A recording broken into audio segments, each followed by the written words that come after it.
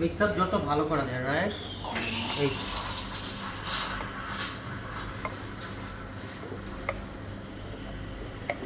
দেখছেন কোথা থেকে কোথায় যাচ্ছে এটা? এই যে আরো দিব।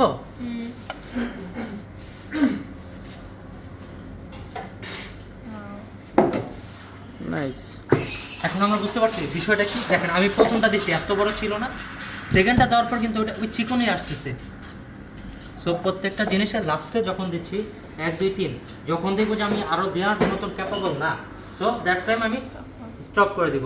সো ওই টাইমটাই হচ্ছে জাস্ট ব্যালেন্স রাখা আর হচ্ছে মাইন্ড সেট আপ করা যে আমি এই ডিজাইনটা করবো, দ্যাট মিন আমি ওইটাই করবো। প্রথমটা আর একটা জিনিস সেখানে খেয়াল রাখতে হবে, প্রত্যেকটা ছোটো ছোটো ধাক্কা দিতে হবে।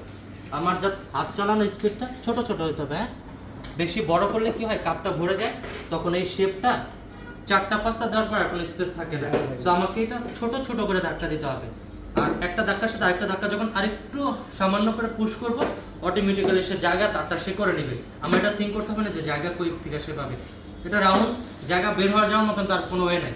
তো যখনই ধাক্কা দিব এটা ছড়া যাবে, ধাক্কা দিব ছড়া যাবে। এভাবে আমাদের প্রত্যেকটা টিউলিপ করার ক্ষেত্রে একটা থেকে আরেকটা ডিস্টেন্স করে নিতে হবে। যখন ছোট ছোট ধাক্কা দিব তখন হয়ে যাবে। ওকে।